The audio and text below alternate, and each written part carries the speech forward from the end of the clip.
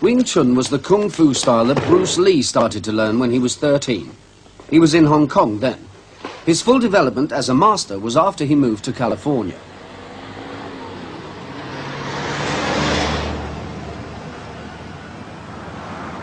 It was in Los Angeles that he began his film career, and at the same time worked out his theories about the fighting arts. He taught many people, but he shared his deepest thoughts with very few. One man who worked closely with him still teaches Bruce Lee's approach to fighting in his Los Angeles gymnasium. Bruce Lee called his system Jeet Kune Do, the way of the intercepting fist. Although he was a film star, he was a creative master, one of the men who have kept the fighting arts developing throughout the centuries. Those men who worked closely with him consider that he was a genius. He made Dan Inosanto think again about all that he had been taught about the fighting arts. Dan Inosanto doesn't teach Bruce Lee's revolutionary theories to everybody. What he looks for in a student is quick thinking and an openness, a flexibility of mind. 8, 9, 10. Okay, this is what we're going to do. One set on the right, one side on the left, okay? Right hand push-up, ready, begin. On the football field.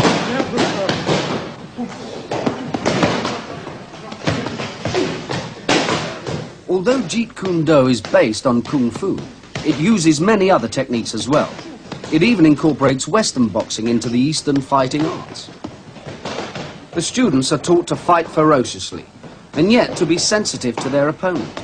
They must feel out his technique and respond to the energy of his attacks, taking it over and using it against him.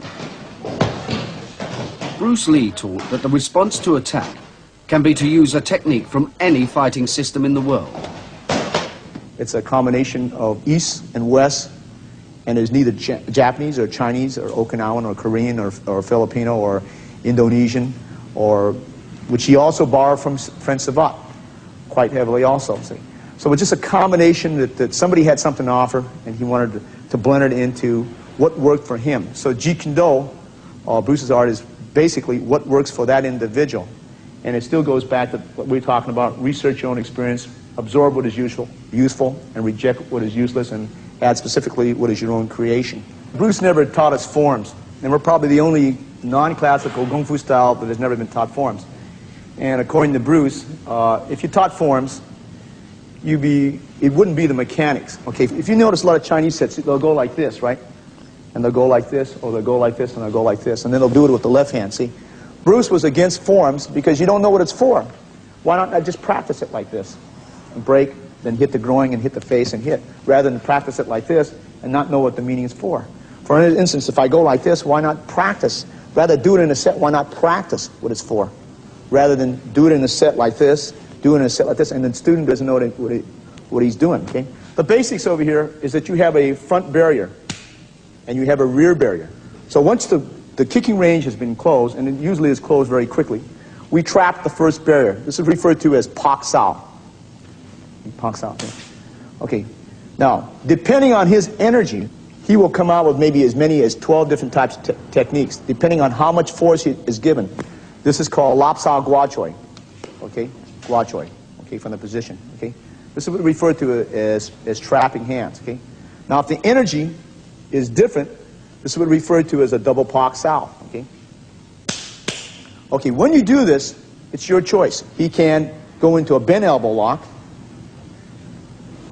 which is right here. He can, at his choice, go into a straight elbow lock, which is straight down like this. He can, at his choice, even go into a choke, depending what he so desires, okay? Or he can, at his choice, if he prefers to, after he does the Pak Sao, Lap Sao, Gua Choi, turn it into Western boxing, jab, cross, back fist, uppercut, and so on, depending on his choice, okay? He can, at his choice, even go into another art. Let's say he went to Pak Sao, double Pak Sao.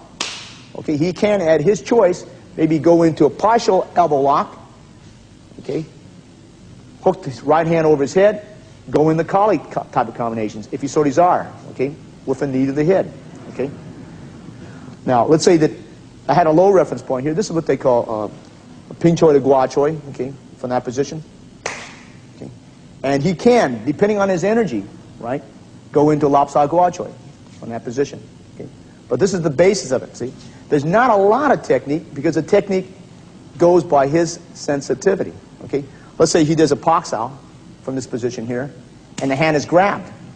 Okay? He can wrist lock that arm, and he goes down. Okay? So it's not, is it grappling? Is it choking? It doesn't matter. You go according to the sensitivity he gives you. If you limit yourself to a particular style, then you have to solve it. For instance, if I did a Pak-Sao, Wing Chun will go like this. It'll just sometimes go straight. Okay? There is no, maybe I can flow into Kali position here, because this is the foundation that Bruce taught us. That it doesn't matter what art and where you take it from, you just flow accordingly to the structure of your body. So it doesn't have to be. And I think that's where the great fall in the world is. They think it's a Chinese. It is a Kung Fu style because its roots are found in, 50% is found in the Wing Chun system. But he went out of it. Okay? There is not like the movies where you see the hook kick and cyclone kick. It is nothing something like this. Let's say we go like this, and this stuff that you would see, very seldom Bruce would use. In all the confrontations that I've seen Bruce, an actual confrontation, I've never seen him do any of this at all unless he's just playing around with the man. Okay? So all this high kicking and flashy kicking is usually out. For an example, right? This here, if he grabs my hand, Bruce would just go stop. That's good enough. See? But you see, as Bruce said, what is spectacular for a movie is not usually practical for the street. And what is practical for the street is very dull for a demonstration. Who wants to see a guy go Pak-Sao, he grabs and you stomp and he headbutt?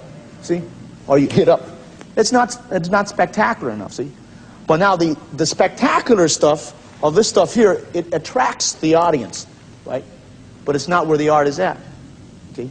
This is where we are, where Bruce said he was violently against. Bruce said that you had to have something between East and West.